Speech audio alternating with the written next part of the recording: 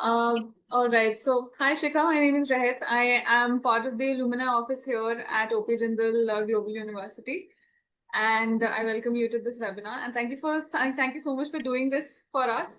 And of course, you're always welcome on campus also anytime you would like to come and visit us in person as well. So. So just for our audience here, Shikha has graduated from JSI mainly, she's done her master's in diplomacy, law and business. So Shikha, if there's anything else you would like to add on to your, introduction itself, so please go ahead. Oh, thank you for introducing me. I just wanted to say hello to everyone firstly. Like, it's such a pleasure to be back, like virtually with my Jindal family. I've done my bachelor's in international affairs from Jindal as well. So I have different connection with Jindal altogether. Like, it was second home for me. Like, I've lived there for 5 years. So yeah, so I'm an alumna of both graduate, like bachelor's in international affairs and MA DLB, of course. Currently, I'm working with JSP Foundation, Jindal Steel and Power Foundation, for their RISA CSR projects, as well as Kurukshetra project. Like, I'm working with policy implementation with MP, like Honorable Mr. Naveen Jindal sir. I'm working with him as well for policy implementation on the ground in Kurukshetra. So yeah, that is my introduction for now. Shikha, just to kick off the webinar, just to set the rapport a little bit, could you tell us a little more about your Jindal experience itself? How was it for you? Those 5 years that you mentioned, how was it for you? Jindal, obviously, like I had so much fun, like learning, especially the professors in Jindal. Like, I have not seen these academically good professor as well as very helping professors. In like, I was so-called teacher's pet, and I was like annoying them the shit like every time. I was like, okay, I need this, I need this. The professors are good, and the global library I was sitting and studying and everything. General experience altogether taught me, not academically, but personally and professionally as well, a lot of things to me. So, So just to kick off the webinar now towards the topic itself for the webinar. So Shikha, what is CSR actually really about? And what is your understanding of it? And how has it evolved over time? so when I started as an international affairs student, like in my bachelor, I was interested in the big picture, the diplomacy, the global governance, and global poverty reduction and all those big issues and so on. I'm still interested in these, but the something when I was working, I shifted in me along the way I see these issues now. Like a quote from Mohammad Yusuf, a Global Peace Laureate, like a Nobel Peace Laureate, like still I will like go take it with me is that when you empower one woman, you can change a family, but when you empower a community, you can actually change the world. And that's what social impact really is. It may begin locally, but it goes globally. Now I want to talk about like how my path took shape, right? So during my time at GTU, especially in my bachelor as well as my master's, I worked with a lot of NGOs, right? I worked in Chandigarh, I worked in Delhi, I worked in even down south with these NGOs. Mainly, I was working with their FCRA department, technical department from Globe for IR students mainly. But slowly and steadily, I started stepping into these field side, like helping them lead projects, working directly with the communities. That's when I realized the problem I was looking all together and studying in the IR was like poverty, inequality, gender inequality, exclusion, but just policy concept. It is happening in front of my eye. It is happening in our backyards, and I wanted to be a part to somehow solve them. And policy was like, okay, I want to work with them. That's like I got connected with these social impact projects and majorly CSR. So CSR means corporate social responsibility. So I kind of drawn towards that. CSR actually gave me the space to connect policies and to help in the ground reality. like to build this development gaps that policies and the ground realities have. When I worked in Haryana, right, the main issue that I saw is the policies are abundant. Like the government is launching and doing good work, but it won't be reached till the ground. Like people don't know how to connect with them and what to do. So CSR also come and plays a big role in that. So yeah. So now today I work as a CSR specialist, and CSR kind of gave me that space to explore these major projects that I was interested in, and I'm working with this women skill development program to making women like entrepreneurs, self-help entrepreneurs, uh, artisan revival in Odisha and Kurukshetra as well, education support to financially struggling people, and many more projects I'm working on right now. So what drives me to you know uh, put in these issues were that it felt like giving people, especially women, the tools to rewrite their social as well as economic stories. Whether it's just a simple act of giving them a sewing machine or it's just a training, it all adds up to real sustainable change. Like getting out of the poverty line, it's all add up to that. Like it's even a simple act of doing that, it all adds up to. I have seen families get out of the BPL, right, below poverty line, just because of that. They just needed that push. So I've seen that in front of my eyes through, like, policy to these real changes. So yeah, that's how I got drawn towards this CSR. Shikha, since you've done, masters in diplomacy, law, and business from the International Affairs School here at Jindal, so how are CSR and IR related in reality that way? How are they intertwined, and how do they help each other out? Maybe two different interdisciplinary subjects. How are they, connected that way? Yeah, before that, I just wanted to give a brief introduction what CSR is. So we are talking about CSR a lot. So CSR, corporate social responsibility, when we think about it, we all majorly think about charity and donation and everything. Modern CSR is way above that. It's far more structured now. CSR is a very powerful and structured tool for long-term social impact and policy development.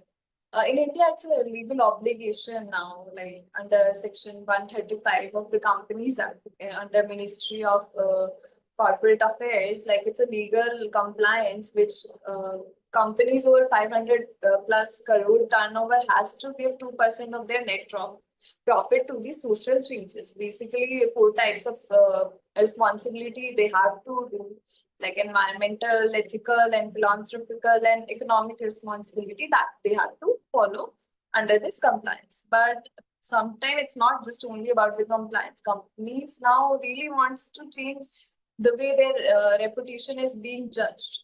Modern CSR is, I told you, it's more strategic. It's aligned with corporate values, especially community values, and it helps in nation development priorities and goals like sustainable development goals introduced by UN, like 17 SDGs. I've worked with 16 of them. I'm planning to work with one more, like 17. I want to complete that.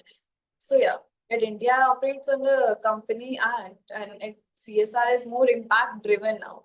Like it's not about just spending the money. The companies as well as the community wants what measuring changes, like what is happening instead of just giving the money, like what is reality happening, is it changing anything, is it helping the environment, is it helping the people, is it helping the community. Obviously without community ownership there's nothing the corporate also can do. Like community has to take ownership, and it goes both way. Community is also getting help as well as the corporate is also getting the ESG goals completed. The third part of the CSR is corporate like cross sector collaboration, like collaborating with NGOs, collaborating with government, collaborating with other institutes, and like even international organization for that change, for that matter. Yeah. So now, what you asked was like how these are related, like how the this bridge is made and how they are interlinked, that you asked, right?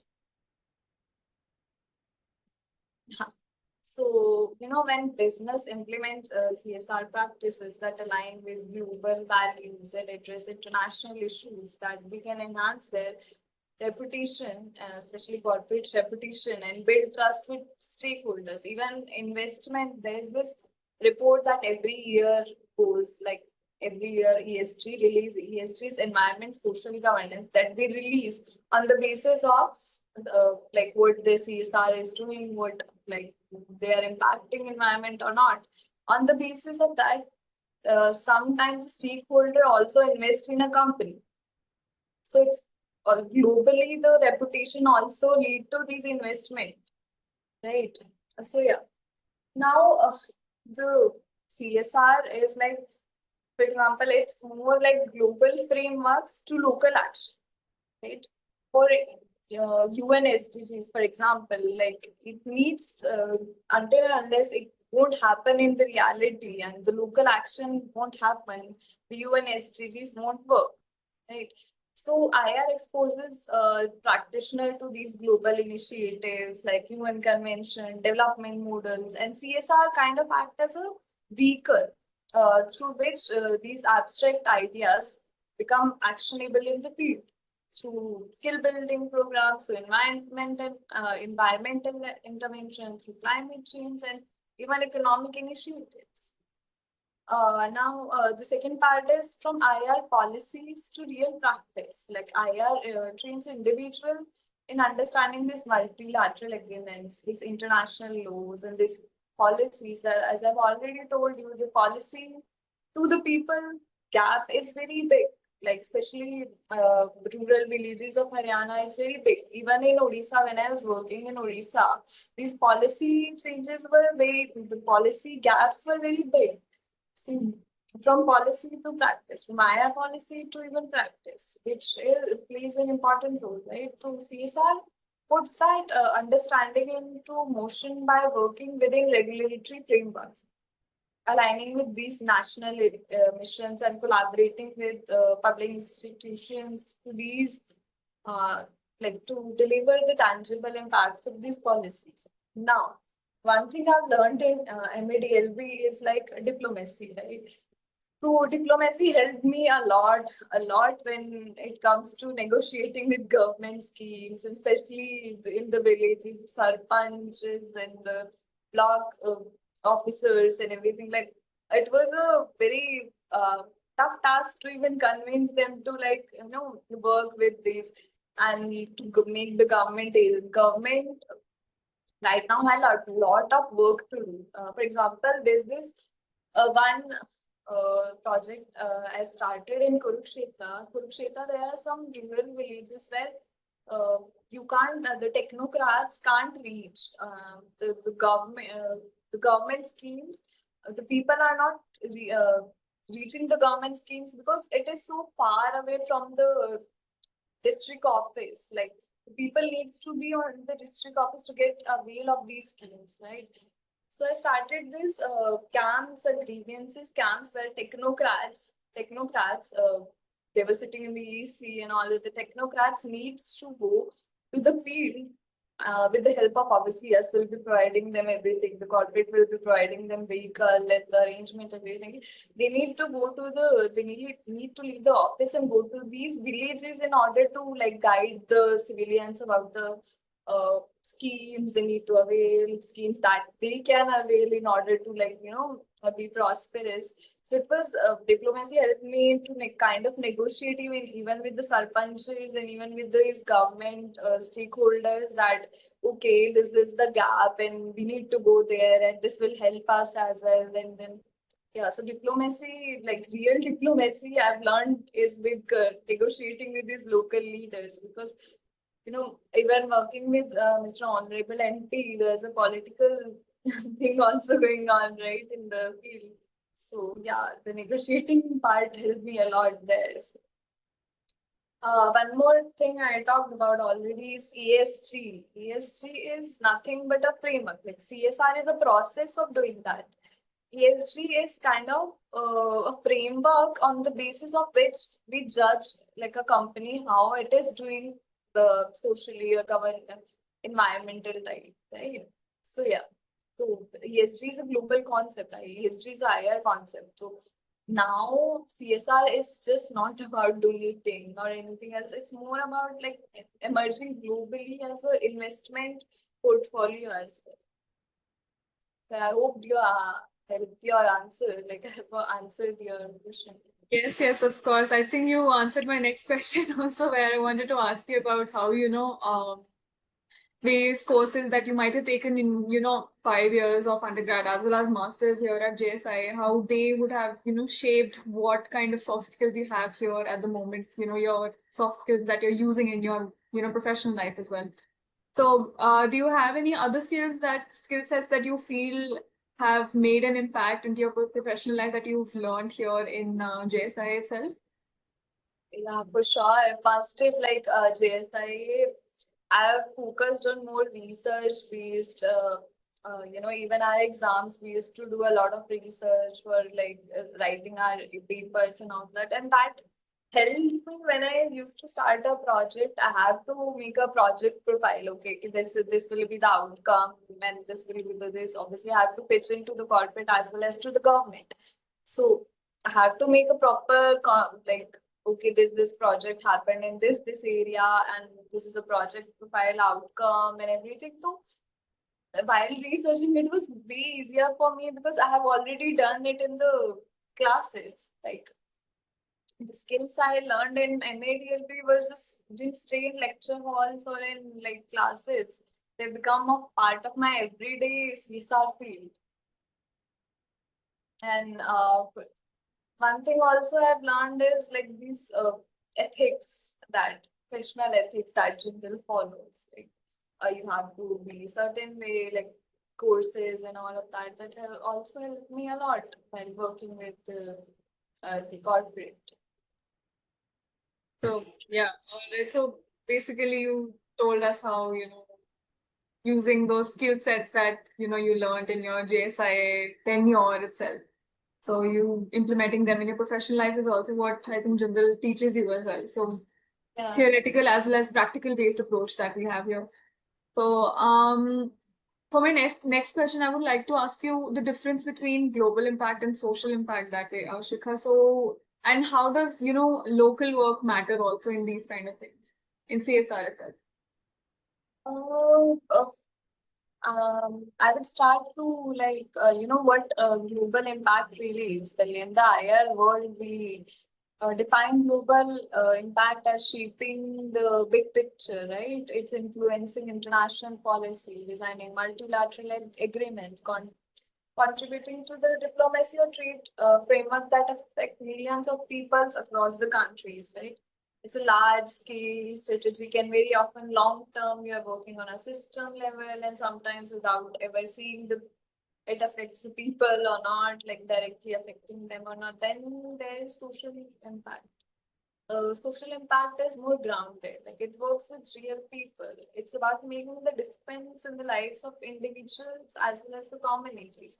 It's more grounded in nature. It's when you help a woman set up a tailoring unit, providing them with. Like I've worked with this project in Odisha. I was working with these SHG groups. They were Adivas. They didn't have any knowledge of the outer world. They lived their life in the jungle most of the time, but they know how to sew. So when they got out of that jungle or that Adivasi region, they wanted to like do something to earn them. But instead of just teaching them something new, I did a value addition to their uh, what they already know and they thrive. The SHG works, the jute bags and all of that are still used in Jindal. Like if whenever any guests come, whenever like generally still using these stuff like these bags and everything. So social impact is less complex to be honest, but it's personal. You see the transformation in front of your eyes, like to increase their income, even their confidence. Like Odisha in Angul I worked with. there were moments when they wanted to just speak in the family because they were not earning it. So even the smallest amount of money gave them the confidence to just speak about what they wanted in the family meetings that they were having. So it gives the confidence also, social impact, giving confidence also, and their sense of ownership. Okay, I'm doing this. So yeah, global impact versus social impact. What I've experienced during my journey. In IR, I was to analyze system, but in CSR, I was told to listen to people as well as their need and how to handle it through that systematic approach. Like in IR, they told me to work in a system, but in CSR, I got to know how to learn the needs of the people and put it in a systematic order, like to connect with the government schemes, or just to help them what they already know, like teaching them what their capability is. So you're in IR, you're negotiating policies on one side, and in CSI, you are negotiating for electricity or land, or the other for the policy. Both are important, obviously, but the rhythm and rewards are different. Like one, social impact also contribute to global impacts, but sometimes global impact, especially in rural village, can't even reach.